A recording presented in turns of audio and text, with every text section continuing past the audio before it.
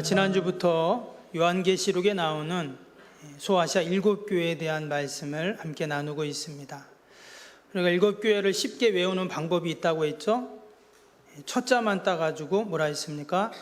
에서보두 사빌라. 같이 해볼까요? 에서보두 사빌라. 한번 해봅니다. 에서보두 사빌라. 이게 뭔가 하시는 분도 계실 텐데, 지난주에 우리가 에베소 교회에 대해서 함께 말씀을 나눴고요. 오늘은 2장 8절에서부터 나오는 서머나 교회에 대해서 함께 살펴보겠습니다. 당시 초대교회 때 그 근동과 또 아시아 로마를 이르기까지 많은 교회들이 있었습니다. 근데 그 가운데서 특별히 이 요한계시록에는 7개의 교회를 기록해 놓았다 그랬어요. 그래서 이 7교회 교회는 그냥 단순한 지역교회가 아니라 이 땅에 있는 모든 교회를 향한 이제 하나님의 말씀이고 또 하나님의 계획이고 또 축복이다 하는 말씀을 같이 나누었는데요. 오늘 이 서머나 교회에 하나님이 하시는 그 말씀 동일하게 저와 여러분에게 또 우리 석병교회에 하시는 말씀인 줄로 믿습니다. 이 서머나라는 지역을 먼저 한번 살펴보면은요, 지난번에 한번 지도를 한번 보여드렸는데, 그 밑에 이제 파란색이 지중해 바다입니다. 그리고 오른쪽이 이스라엘, 저쪽이 이제 로마, 그리스 있는 데인데요. 그 중간에 보면 빨간 점들이 있죠. 그래서 저번에 에베소에 대해서, 교회에 대해서 말씀을 나누고, 바로 그 위에 보면 서머나라는 지역이 있습니다. 바로 여기에 있던 교회예요. 이 서머나라는 지역을 살펴보면은요, 지금은 이즈미르라는 그러한 지역인데요.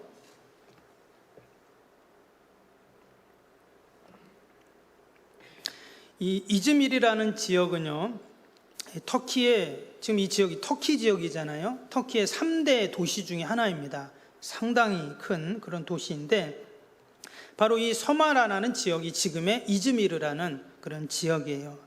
지금도 그렇지만 이것은 무역과 경제와 문화의 아주 중요한 요충지였습니다. 저 유럽으로 또 아시아로 또 이것을 통해서 다시 배를 타고 아프리카로 내려갈 때 이 서머나라는 지역이 아주 중요한 지역이었죠. 그래서 이 지역을 아시아의 왕관이다 이렇게까지 이제 이야기를 했습니다. 대략 당시에 한 20에서 30만 명 정도 이렇게 인구가 있었다고 이야기합니다. 이 지역은요, 당시에 특별히 로마 황제를 숭배하는 신전이 있었다 이렇게 이제 알려지고 있습니다. 로마 황제를 숭배한다. 당시에 로마가 이제 그 지역을 다 다스리고 있었기 때문에 당연히 로마 정부의 관리를 받고 지도를 받겠죠, 모든 지역이요. 그런데 이 로마가 한 가지 핀 정책이 뭐였냐면 황제를 숭배하는 것입니다. 마치 우리 예전에 일제강점기 때 그 일본의 천황을 숭배했잖아요. 그래서 천황 있는 그 일본을 향해서 고개를 숙이는 이제 그러한 의식도 행하고 했는데, 마치 당시 로마가 그랬다는 거예요. 로마 황제를 태양신의 아들이다 이렇게 그들이 이야기하면서 황제를 섬기게 한 것입니다. 그래서 황제를 잘 숭배하면 그에 따른 보상을 주는 것이죠. 근데 이 지역에 지금 교회가 생긴 것입니다. 누가 언제 세웠는지 기록은 없어요. 근데 이제 학자들이 추정하기에 바울이 에베소에 이제 있을 때 이 서머나에다 교회를 세웠다 이렇게 이제 추정을 합니다. 근데 이 소아시아 7교회 중에서 이 서머나 교회가 아주 특별한 것이 하나 있습니다. 그것이 뭐냐면, 지금 8절에서 11절까지밖에 기록이 없잖아요. 그런데 희한한 것은 다른 교회들은 죄송합니다. 살에 들르는 것 같은데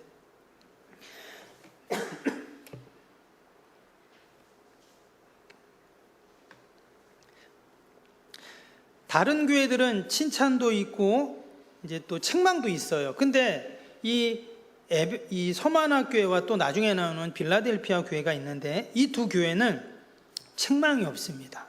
하나님이 칭찬만 하셨어요. 특별히 이 서마나 교회는요, 사도 요한의 제자라고 하는 폴리캅이라는 감독이 있었는데 아주 유명한 일화가 있습니다.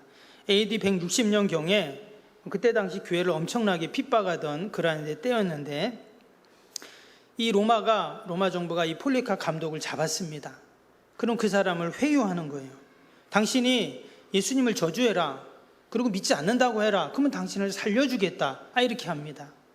그때 이 폴리캅이 했던 아주 유명한 말이 있어요. 내가 예수님을 믿은 지 86년이나 되었는데 예수님은 한 번도 나에게 잘못한 일이 없으신데 내가 어떻게 그 주님을 모른다고 할 수 있습니까? 이렇게 고백한 거예요. 그래서 이 폴리캅은 화형을 당하게 됩니다. 근데 화형을 당하는데 그 화염 속에서 그가 찬송을 부르고 순교했다라는 그러한 구전이 전해집니다. 그래서 이즈미르에 가보면은요, 이 폴리캅 기념 교회가 지금 세워져 있어요. 이처럼 이 서머나 교회는 위대한 순교자를 배출한 아주 신앙이 깊은 견고한 믿음을 가진 그러한 교회였습니다. 과연 우리 주님께서 이 서머나 교회를 향해서 과연 어떤 칭찬을 하셨을까? 그리고 교회를 향한 하나님의 계획과 뜻이 무엇이었을까? 오늘 8절 말씀을 보면 이렇게 시작이 됩니다. 8절 한번 볼까요?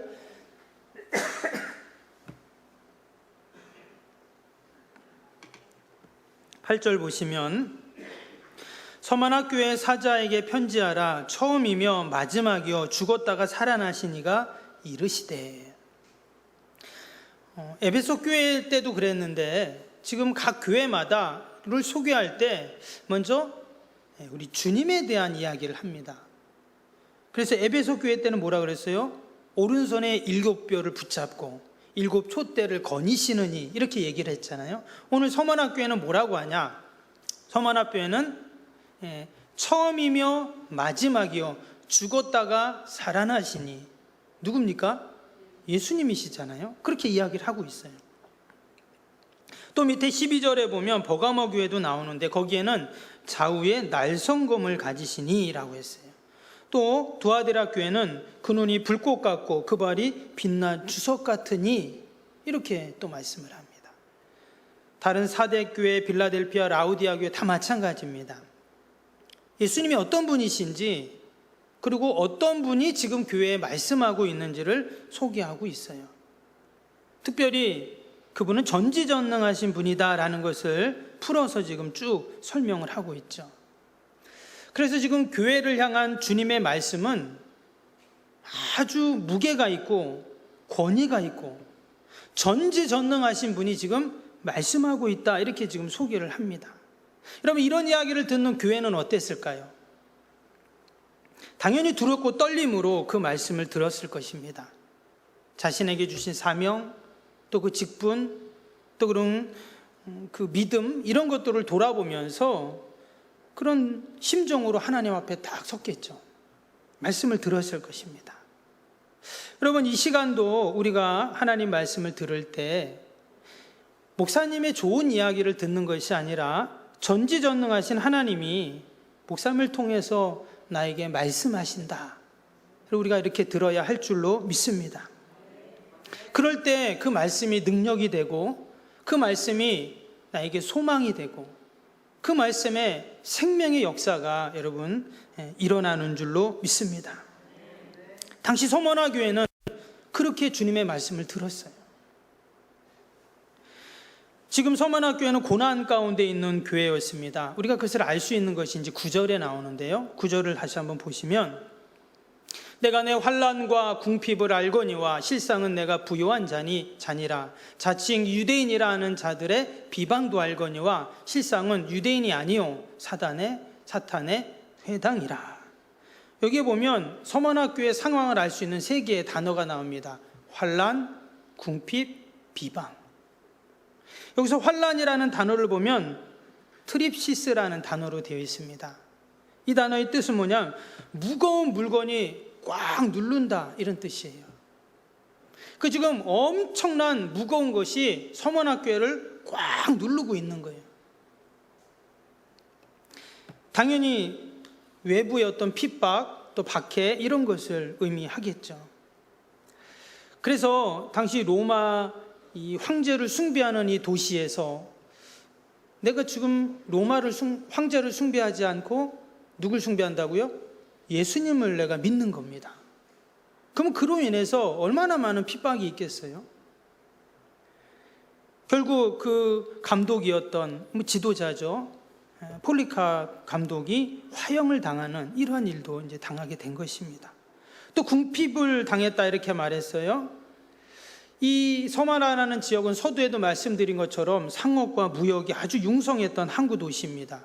대륙과 대륙, 또 바다를 건너 아프리카까지 어마어마한 그러한 무역의 도시입니다. 풍성한 도시예요. 그런데 이런 도시에서 지금 궁핍했다 이렇게 지금 말씀을 하고 있어요. 말 그대로 황배 숭배를 거절하니 그들이 경제적 제재와 피해를 당한 것입니다. 지배계층으로부터 기독교인들은 밀려날 수밖에 없는 거예요. 제가 이것을 확인한 게 있습니다. 지금도 저기 이슬람 국가들 있잖아요. 중동에 있는.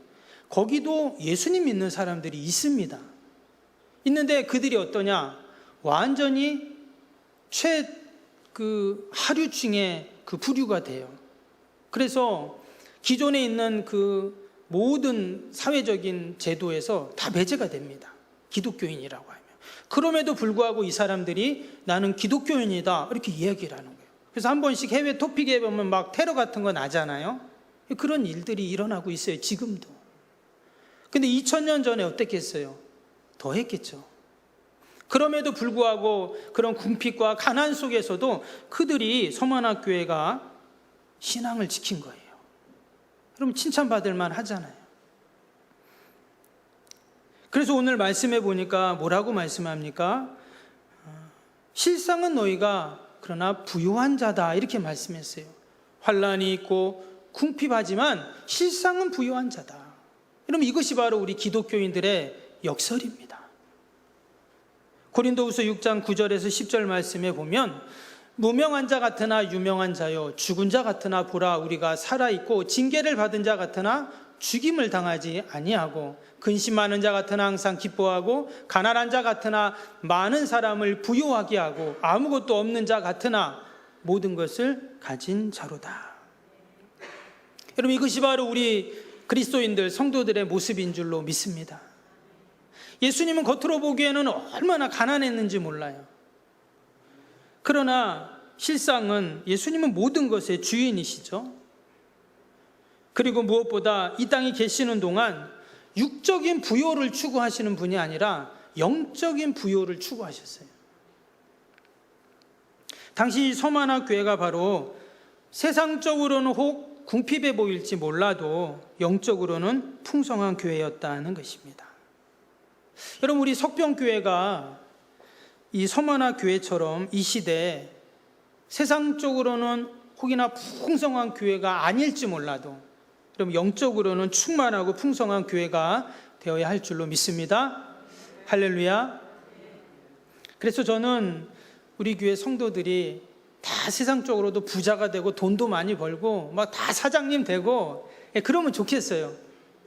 그러나 그것보다 혹 그렇지 않더라도 영적인 부자가 되고 영적으로 늘 충만해서 혹이나 힘든 일이 있고 어려움이 있고 환난이 와도 낙심하고 주저앉아 버리고 그게 아니라 넉넉히 어려움들을 다 이겨내고 그 고난과 궁핍과 박해를 다 이겨내고 늘 승리하는 우리 석병교회의 믿음의 성도들이 되어야 할 줄로 믿습니다. 또 한 가지는 비방입니다. 비방은 뭘까요? 모함을 하고 또 그렇게 비난을 하는 것입니다. 특별히 당시에 이 서만화 교회뿐만 아니라 초대교회 때 아주 교회를 어지럽히고 또 힘들게 했던 게 뭐였냐면 유대주의였어요. 유대주의는요, 당시 유대교인들이 이제 복음을 듣고 예수님을 믿고 기독교인이 된 것입니다. 그런데 그 중에는 어떤 사람들이 있었냐? 우리가 예수님 믿지만 우리가 율법을 지켜야 한다는 거예요. 그래서 그들이 지금 교회에서 그렇게 교회를 어지럽히고 비방하고 또 힘들게 했다는 거예요. 너희는 여호와 하나님을 모르지 우리는 안다 이러면서 그들이 교회에서 다른 성도들을 비방하고 힘들게 했다는 겁니다. 지금 사도 요한은 그들을 뭐라고 했습니까? 그들은 사단의 회다 이렇게 말을 했어요. 그러니까 사단의 무리라는 거예요. 혈통적으로는 하나님의 자녀가 맞습니다. 그러나 표면적으로는 유대인일지 몰라도 우리가 이면적인 유대인이 되어야 한다 이런 말씀을 사도 바울이 했는데, 우리가 주님을 믿고 복음으로 은혜로 우리가 다 하나님의 자녀가 되었습니다. 그래서 이제는 우리가 혈통이 아닌 우리가 믿음 안에서 은혜로 하나님의 자녀 된 것을 우리가 이제는 누려야 하죠. 여전히 예전의 전통과 율법을 고집하고 그렇게 성도들을 비난하고 박해하고 분열시키는 마치 그 모임과 그룹들, 지금 사도 요한은 그것이 사단의 모임과 똑같다 이렇게까지 이야기했어요. 그래서 지금 서만화 교회는 외부로부터의 박해와 궁핍들 또 내부로부터의 이러한 고난들에 처해 있는 너무나 힘든 교회였어요. 그런데 오늘 9절 말씀에 우리 주님이 뭐라고 하셨습니까? 우리 주님께서 이 서만화 교회 신실한 믿음의 성도들이 당하는 환난과 궁핍과 그 박해를 안다 이렇게 지금 말씀하셨어요. 내가 내 환난과 궁핍을 알거니와, 또 뭐라고 했어요? 유대인들이 하는 자들의 비방도 알거니와 이렇게 말씀을 했잖아요. 우리 주님이 지금 다 알고 계시다 이렇게 말씀하세요. 여러분, 지금 주님이 저와 여러분의 고민, 염려거리, 또 아픔들, 또 슬픔들, 억울함들 여러분 다 알고 계신 줄로 믿습니다. 그래서 때가 되매 그 믿는 자들의 핍박과 박해와 그 어려움들을 하나님이 다 아시고 그들을 힘들게 하는 자들을 심판하실 뿐만 아니라 또 환난과 그 어려움들을 다 이겨낸 성도들에게 큰 상급을 주신다고 약속하고 계세요. 왜냐? 하나님은 공의의 하나님이시고 사랑의 하나님이시기 때문에 하나님의 성품대로 그렇게 행하십니다. 그러면 우리 성도들은 이제 어떻게 해야 될까요? 오늘 10절 말씀이 나오죠. 10절 한번 볼까요? 너는 장차 받을 고난을 두려워하지 말라. 볼지어다 마귀가 장차 너희 가운데서 시험을 받게 하리니 너희가 10일 동안 환난을 받으리라. 내가 죽도록 충성하라. 그리하면 내가 생명의 관을 내게 주리라. 두 가지를 지금 이야기를 합니다. 첫 번째 뭐예요? 두려워하지 말라. 그리고 또 한 가지는 죽도록 충성하라. 근데 이게 먼저 보면 너희가 10일 동안 환난을 받겠다 이런 말씀이 나왔어요. 이것은 하나의 상징적인 그러한 이제 말씀인데요. 여기서 10일 동안이라는 것은 딱 열흘만 고난을 받는다 뭐 이런 의미가 아니라 당시 로마의 10대 박해를 의미합니다. 기독교를 향한 10대 박해가 있는데 그것을 상징한다 이렇게 이제 해석을 합니다. 근데 이런 환난 가운데 분명히 고난 가운데 처해 있지만 그러나 우리 주님이 다 아니까 걱정하지 말라고 말씀하면서 두 가지를 얘기하셨는데 첫 번째는 두려워하지 말라는 거예요. 지금 박해도 있고 환난도 있고 또 궁핍도 있고 또 내부에 그런 분열도 있고 얼마나 어려움이 많아요. 그런데 두려워하지 말라는 거예요.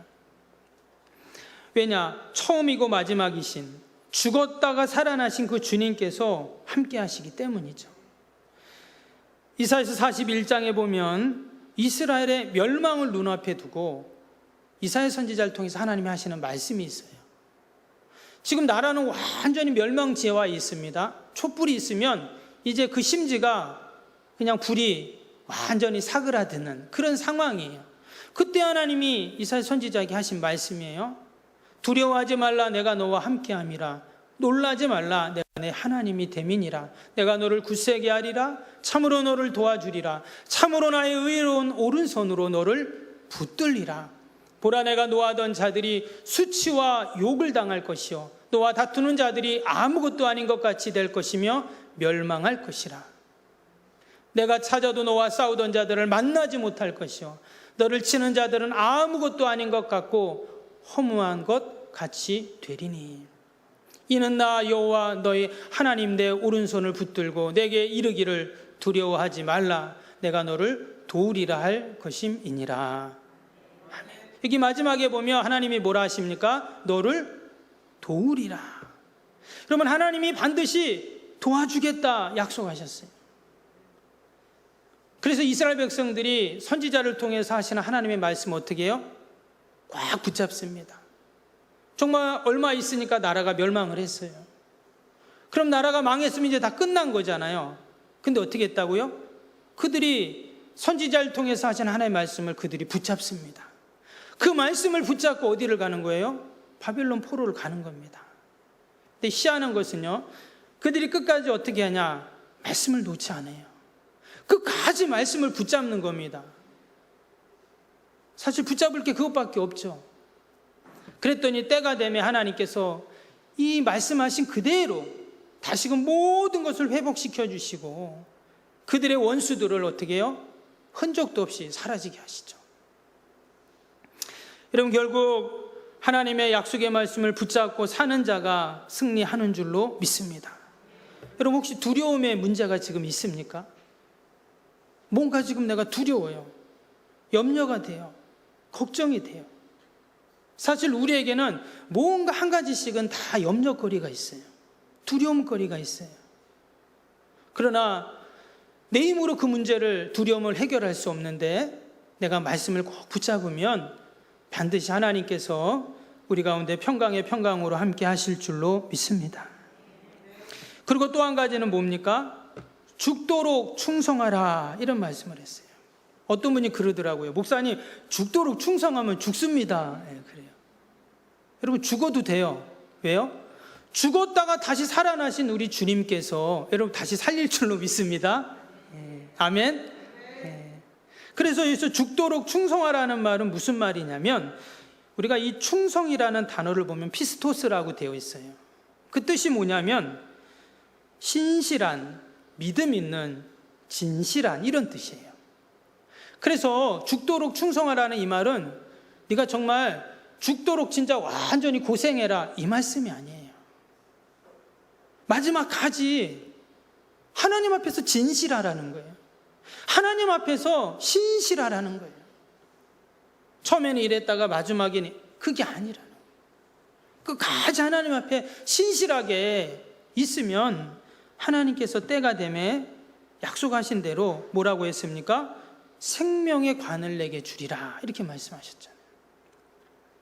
생명의 면류관, 바로 지금 이 서만학교에 하나님께서 처음에 칭찬하신다 했죠? 근데 칭찬만 하고 끝난 게 아니었어요.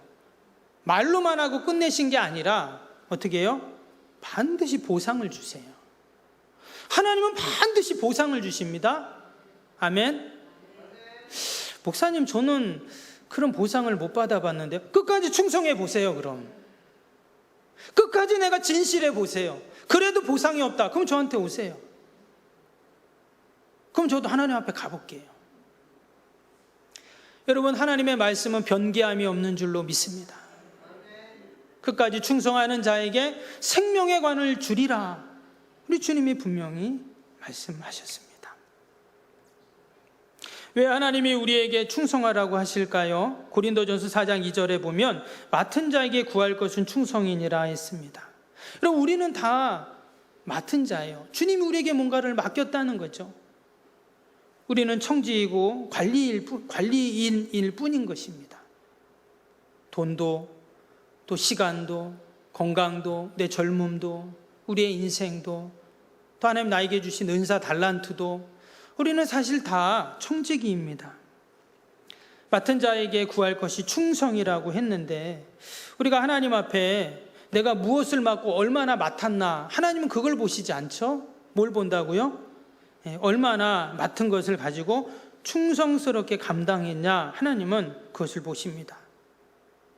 그래서 우리가 달란트 비유도 그런 말씀을 드렸고, 또 이제 찬양 예배 때 제가 문화 말씀을 드리려고 하는데, 거기도 보면 내가 작은 것에 충성했으므로 이런 말씀이 나와요. 작은 것에 충성했다. 우리가 큰 것을 충성할 수도 있지만 주님이 우리에게 원하시는 것은 작은 것에 충성해라, 이 말씀이에요. 나에게 맡겨진 그 사명, 그것을 감당하면 그것이 충성이고 하나님이 그것을 기뻐하신다, 이렇게 약속을 해 주십니다.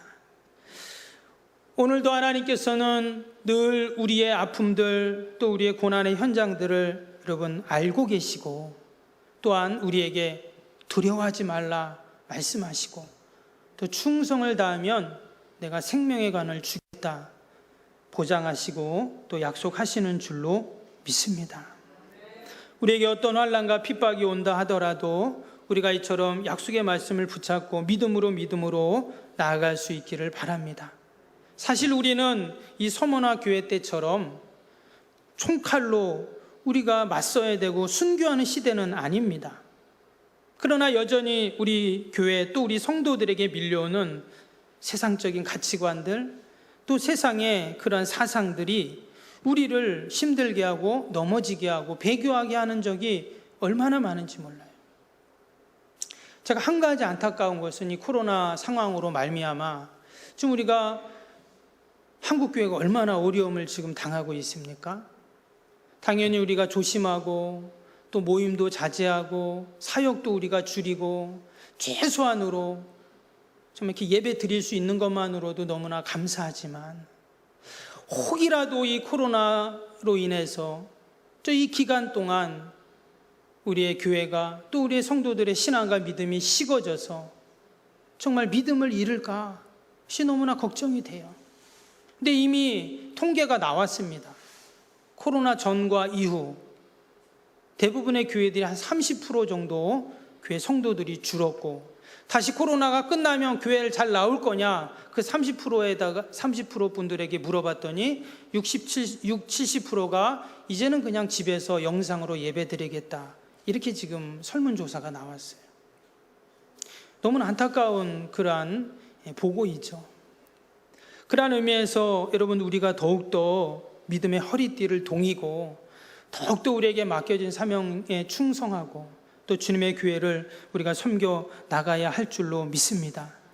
물질적인 세상의 가치관도 교회를 힘들게 하지만 이처럼 우리가 알지 못하는 사이에 어둠의 영들은 교회로 또 우리의 신앙으로 또 우리의 가정으로 그렇게 밀려 들어오고 있다라는 것입니다. 서문학교회는 겉으로 보기에는 어려움이 있고 또 궁핍하고 또 환난이 있는 교회처럼 사실 보이지만 주님은 뭐라고 하십니까? 실상은 부유한 교회라는 거예요. 실상은 부유한 교회라. 도리어 그럴수록 하나님은 더 풍성하게 채워주시고 더 넘치도록 우리 주님이 부어주신다 약속하셨습니다. 여러분, 우리 석병교회가 제2의 서문학교회가 되어야 할 줄로 믿습니다. 이 지역의 서문학교회가 되어서 정말 늘 주님께 칭찬만 받는 교회가 되고 하나님께 영광 돌리는, 이전을 드나드는 모든 분들이 다 그 풍성을, 부요함을 누리는 이런 그러한 은혜와 복이 있기를 주님의 이름으로 축복합니다.